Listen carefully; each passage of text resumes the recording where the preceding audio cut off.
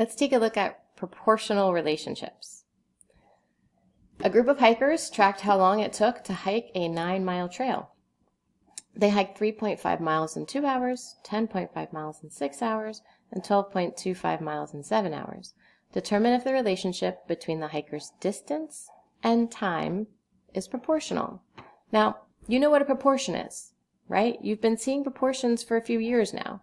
A proportion is when one ratio, for example, 4/5, is equal to another ratio, 8/10, right? This is a proportion. These values are equivalent, right? If we were to divide 4 divided by 5, that would give us 0.8. If we do 8 divided by 10, that would also give us 0.8. They are equivalent ratios. That's all a proportion is. So if we're going to decide if the hiker's distance and time is proportional, then that's the ratio that we need to set up. So let's look at the ratios of their distance to their time. So the first distance they give us is 3.5 miles, and the time is 2 hours. So let's see what that would equal if we actually do the division, right?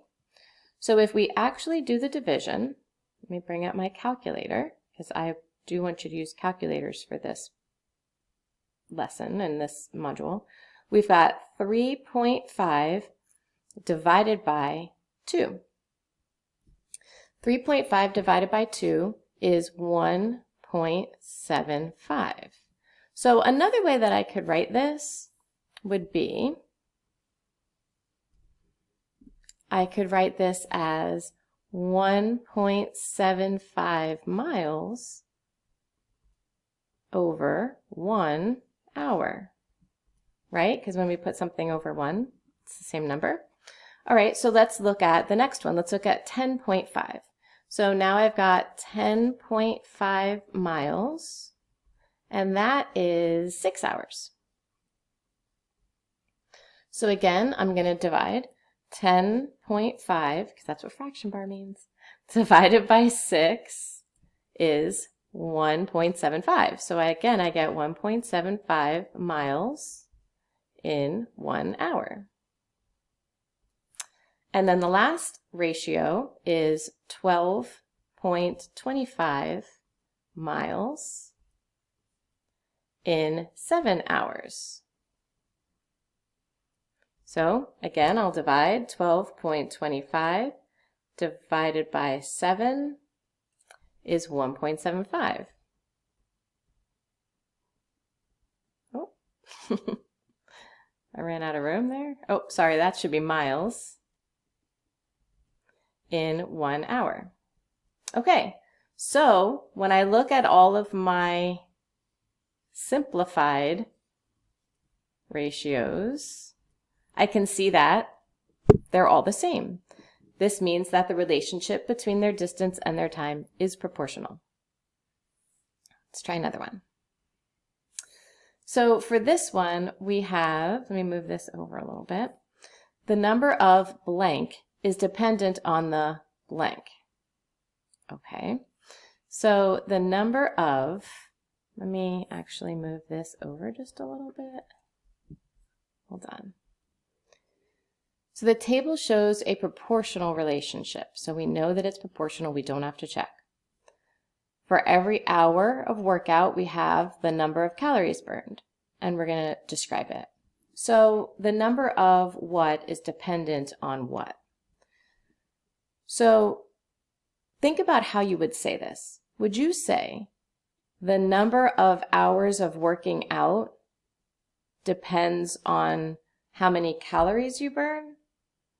Or would you say the calories burned depends on how long you work out? I think you can hear that the second one sounds like it makes more sense, right? The calories burned depend on how long you're working out for, right? So calories burned is dependent on workout. Why is always going to be your dependent variable, and x is always going to be your independent variable. So to fill in the blanks here, the number of, I'll shorten this, calories burned, right, is dependent on the hours you work out, right? So I'll put workout hours. For a 1 hour workout, there are 230 calories burned. And for a 2 hour workout, there are 460 calories burned. So the calories burned depends on how long you work out. Okay, how about this one? 3 different recipes, each make a different number of cookies and require a different amount of flour. Recipe 1, we have how many cookies, how many flour, then we have, or how much flour, then we have the same information for recipes 2 and 3. Determine if the 3 recipes use a proportional amount of flour. So again, we're looking at proportionality. Now, this time they don't ask us, is the flour proportional to the cookies, or are the cookies proportional to the flour? So it doesn't matter the order that we use when we set up that first ratio, but we need to set the rest of them up the same way and see if they're equal. So I'm going to do flour to cookies. I'll put flour on top and cookies on the bottom. So the first proportion, or the first ratio I have, would be 2.5 cups of flour. Let's put F instead, actually, for flour, to 2 dozen cookies.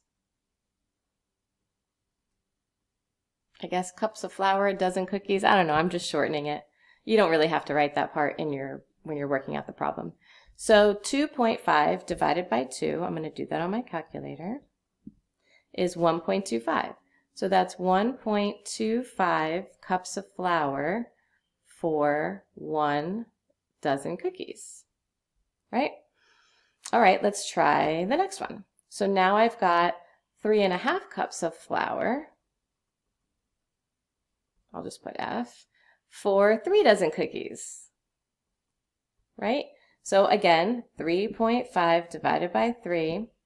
This time I got a repeating decimal. I got 1.16666666666. So I'm just going to put a line over that, and that's cups of flour and 1 dozen cookies. All right, so far they are not proportional. Let's check the third one out. So I've got 4.5 cups of flour and 4 dozen cookies. So 4.5 divided by 4 is 1.125. That's flour to 1 dozen cookies. So looking at the quotients that I got, right, because I divided to get these, so they're quotients, they are not equal. So the 3 recipes do not use a proportional amount of flour. Now, when you first looked at it, you might think, oh, it just keeps adding 1, right? 2.5, 3.5, 4.5, and then it adds 1, 2, 3, 4. That's not proportionality. So proportionality, just like we know with equivalent fractions, you have to multiply to get to that next equivalent fraction, right? So the example that I gave of 4/5, if I multiply top and bottom by 2, I get 8/10. So just because you see that something is adding the same, don't assume that it's a proportional relationship. All right, I've got one more for you. Determine if the table shows a proportional relationship. Here we go again. So we can divide either way. I'm going to do the larger number, which is pay, divided by the smaller number, which is time. But again, you could go the other way too. You're just going to have decimals.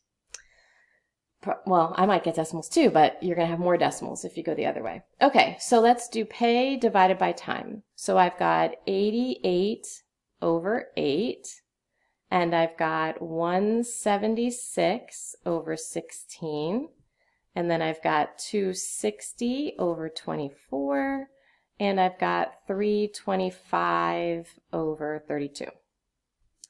Now I'm just going to divide. I know that this is 11, and I know that this is 11, actually. I don't know if this is 11, so 260 divided by 24. Ooh, this is, let me do that again just to make sure. 260 divided by 24, yep, is 10.8 with a 3 that repeats. And then 325 divided by 32 is 10.15625.